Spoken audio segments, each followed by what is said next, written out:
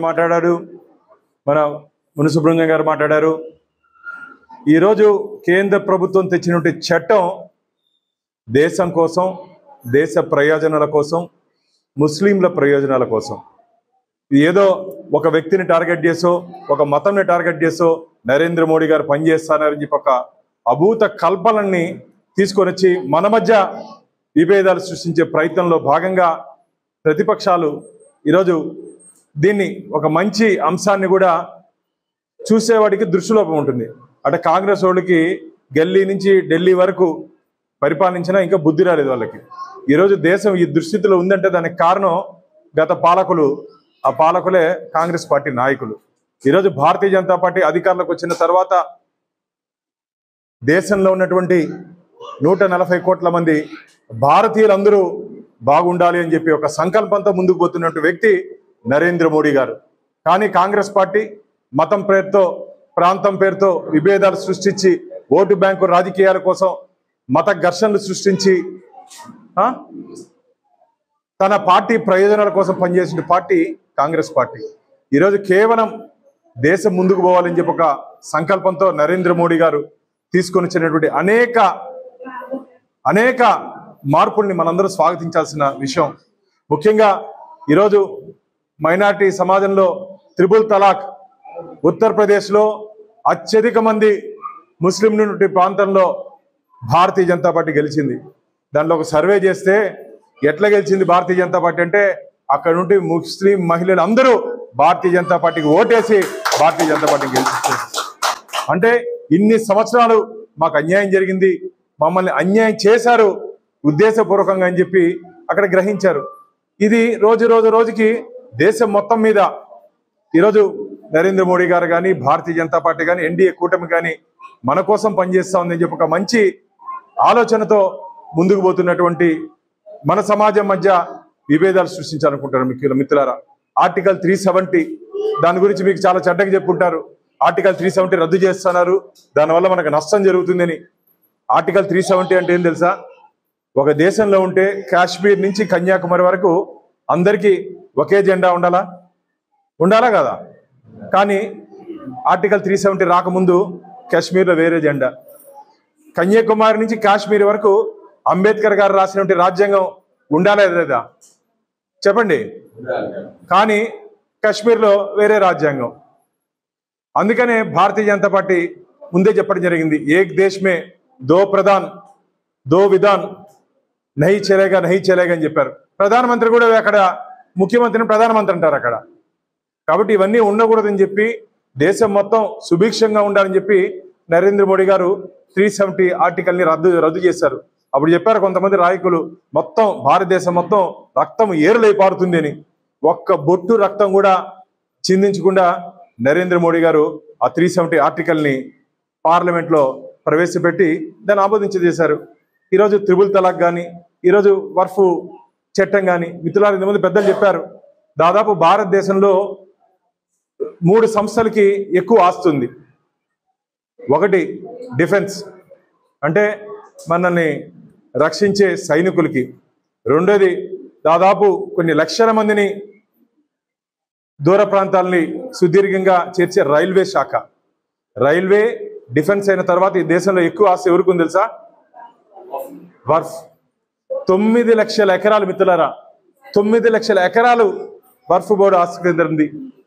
దాదాపు దాని విలువ ఎంత తెలుసా? 10 లక్షల కోట్లు. 10 లక్షల కోట్లు విలువైనటువంటి సంపద వాళ్ళ దగ్గర ఉంది. కానీ ఈరోజు కూడా 90% ముస్లిం మహిళలు కానీ, ముస్లిం యువకులు కానీ ఇంకా పేదరికంలో ఉన్నారు. కొంతమంది మాత్రమే దీన్ని, ఈ చట్టాన్ని అడ్డం పెట్టుకొని కొంతమంది మాత్రమే కోట్లకు పడగలెత్తారు. వాళ్ళ పేర్లు నేను ఇప్పుడు చెప్పను, ఎందుకంటే ఇది రాజకీయ వేదిక కాదు కాబట్టి. కొంతమంది వ్యక్తులు మాత్రమే ఈ 9 లక్షల ఎకరాలని కబ్జా చేసుకొని వేల లక్షల కోట్లకు పడగలెత్తారు.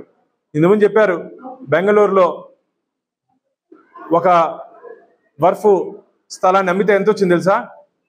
అక్రమ దాన్ని సర్వే చేస్తే 2 లక్షల కోట్లు తినేశారు. ఒక 5-6 మంది కలుసుకొని 2 లక్షల కోట్లు. ఆ 2 లక్షల కోట్లు మనకు కానీ ఇచ్చి ఉంటే ఈరోజు పేదరికంలో ఉండేవాళ్ళమా? ముస్లింలకి భారతీయ జనతా పార్టీ వ్యతిరేకి, నరేంద్ర మోడీ గారి వ్యతిరేకి అని ఒక భూతంలా దెయ్యంలా చూపిస్తున్నారే. ఈరోజు 80 కోట్ల మంది భారతదేశంలో పేదలకి ఉచితంగా రేషన్ ఇస్తున్నాం. దాంట్లో హిందువులకి ఇస్తున్నాం, ముస్లింలకి ఇవ్వట్లేదని చెప్పి ఎక్కడన్నా ఉందా చెప్పండి? అందరికి అందుతుందా లేదా? నెల నెల ఏ సంక్షేమ పథకం పెట్టినా సరే అది కింద వరకు రావాలని చెప్పి ఒక మంచి ఉద్దేశంతో పనిచేసినటువంటి ప్రభుత్వం భారతీయ జనతా పార్టీ, నరేంద్ర మోడీ గారు అని చెప్పి ఈ సందర్భంగా మీకు తెలియజేసుకుంటున్నారు. 140 కోట్ల మంది భారతీయులు ఉన్నారని చెప్తారు. అంటే దాంట్లో హిందూ, ముస్లిం, సిక్, క్రిస్టియన్స్ అందరూ ఉన్నారు.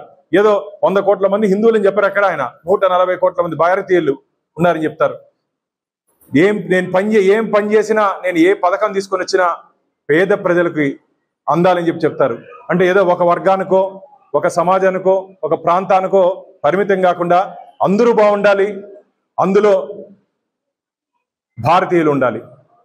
అంటే ఎక్కడో పోయి విదేశాల్లో ఉండే వాళ్ళ కోసం గొడుగు పెట్టే పార్టీ కాదు. కొన్ని పార్టీలు ఉన్నాయి, చైనాలో వర్షం పడితే ఇక్కడ గొడుగు పడతారు. ఎవరు వాళ్ళు? Communist party. స్వతంత్ర భారతదేశంలో ఈరోజు 3వ పర్యాయం నరేంద్ర మోడీ గారు ఈ దేశానికి ప్రధానిగా సేవలు అందిస్తున్నారు. ఈ 11 సంవత్సరాల కాలంలో మిత్రులారా ఒక్క స్కామ్ కూడా లేదు, ఒక అవినీతి కూడా లేదు. అలాంటి పరిపాలనని నరేంద్ర మోడీ గారు ఈరోజు దేశానికి అందిస్తున్నారు. గతంలో కాంగ్రెస్ పార్టీ దొరికిందంతా దోచుకునింది. తొందర జైలుకు కూడా వెళ్తారు తల్లి బిడ్డ ఇద్దరు. ఎందుకంటే మీకు అందరికీ తెలుసు వాళ్ళ కాలంలో ఏదేది అవినీతి జరిగిందో, ఎన్ని కోట్లు. మాకున్నటువంటి ఇన్ఫర్మేషన్ 5 లక్షల కోట్ల పైచీలకు అవినీతి కుంభకోణంలో కాంగ్రెస్ పార్టీ కూరుకుపోయింది మిత్రులారా. 5 లక్షల కోట్ల కుంభకోణంలో భారతీయ జనతా పార్టీ, నరేంద్ర మోడీ గారు వచ్చిన తర్వాత ఎక్కడ అవినీతికి ఆస్కారం ఇవ్వకుండా ముందుకు పోతున్నారు. కాబట్టి ఇలాంటి పార్టీని ఇబ్బంది పెట్టాలి, అలాంటి మనిషిని ఇబ్బంది పెట్టాలని చెప్పి వారు దేశ ప్రయోజనాల కోసం ఏం తీసుకొని వచ్చినా సరే దాన్ని ఒక భూతద్దంలో చూపిస్తూ అది ఒక ప్రజా వ్యతిరేకగా సవరణ చట్టం అని చెప్పి తీసుకొని వస్తున్నారు. మళ్ళీ చెప్తున్నా, నరేంద్ర మోడీ గారు చేస్తున్నటువంటి ఈ ప్రయత్నానికి మనం అందరూ మద్దతు ఇవ్వాల్సిన అవసరం ఉంది. వారు ఏం చేసినా సరే దేశ ప్రయోజనాల కోసం వారు పనిచేస్తున్నారు. కాబట్టి నరేంద్ర మోడీ గారి నాయకత్వాన్ని బలపరుస్తూ ఇలాంటి అసత్య అబద్ధపు మాటల్ని మీరెవరూ నమ్మద్దని చెప్పి ఈరోజు దేశవ్యాప్తంగా ఈ చట్టం తీసుకుని వచ్చిన తర్వాత ఇంతకుముందు జిల్లా అధ్యక్షులు చెప్పా, ఏ జగదీష్ ఎట్లుంది ఇక్కడ దీని మీద చర్చ ఏమనుందంటే, బాను ఏమి చర్చ లేదు, అందరూ బాధపడుతున్నారు. మా చిత్తూరు బస్టాండ్ కూడా అది డెవలప్ చేసి ఒక మంచి కాంప్లెక్స్ కట్టాలని చెప్పి ఇక్కడ స్థానిక ప్రజాప్రతినిధులు అనుకుంటే అది కూడా ఈ చట్టం కింద వస్తుందని చెప్పి దాన్ని కూడా నిలుపుదల చేశారు.